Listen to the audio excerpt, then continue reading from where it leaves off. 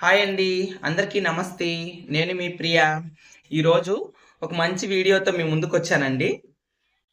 మనం ఎక్కడికన్నా ప్రయాణం వెళ్తాం కదా, ఏదన్నా ఊరికి కానీ ఎక్కడికన్నా వెళ్ళినప్పుడు బయట షాపుల్లో దొరికే వాటర్ బాటిల్స్ అంత స్కామ్ చేయరండి.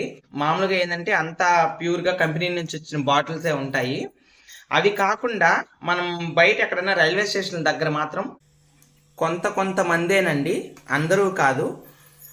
మేము విజయవాడ నుంచి వచ్చేటప్పుడు వాటర్ బాటిల్స్ తీసుకున్నాము. వాటర్ బాటిల్స్ తీసుకుంటే నేను దాదాపు 5 వాటర్ బాటిల్స్ కొన్నాను. 5 వాటర్ బాటిల్ కొనిస్తే ఒక్కటి కూడా సరే కంపెనీ నుంచి వచ్చిన వాటర్ బాటిల్ కాదు. ప్రతి ఒక్కరు కూడా సరే దీన్ని వాటర్ బాటిల్ మనం వాడి పడేసిన వాటర్ బాటిల్స్ మళ్ళా వాళ్ళు తీసుకుంటున్నారు. వాళ్ళు తీసుకొని దీంట్లో మున్సిపల్ వాటర్ కానీ రైల్వే స్టేషన్లో ఉండే వాటర్ కానీ దీంట్లో ఫుల్ చేసి దీనికి మూతేసి మనకి ఇచ్చేస్తున్నారు. మనం 20 రూపాయలు పెట్టి వాటర్ బాటిల్ కొంటామండి.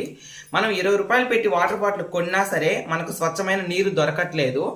అది ఎందుకంటే మనం చేసే తప్పు కూడా కొంచెం ఉంది. అది ఎలానో నేను మీకు ఇప్పుడు చెప్తాను.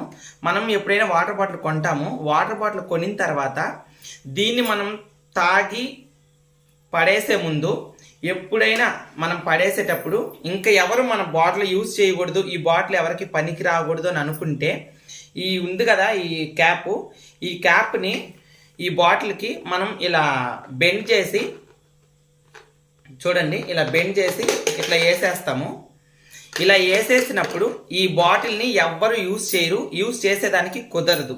ఎందుకంటే ఇంకా దీన్ని మళ్ళా రీప్లేస్ చేసి కరగబెట్టి వాడతారేమో తప్ప ఇంక మాత్రం ఈ మూత దీంట్లోకి చూడండి, ఈ మూత దీంట్లో నుంచి రాదు, దాన్ని తీలేరు.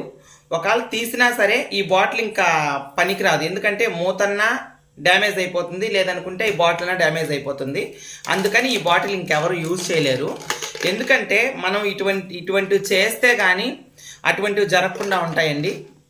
10 మందిలో ఇద్దరికైనా ఈ వీడియో వెళ్తుంది. ఇటువంటి పని ఒకరు చేస్తారు, ఒకరు ఇంకొకరికి చెప్పారనుకో వాళ్ళు నేర్చుకుంటారు.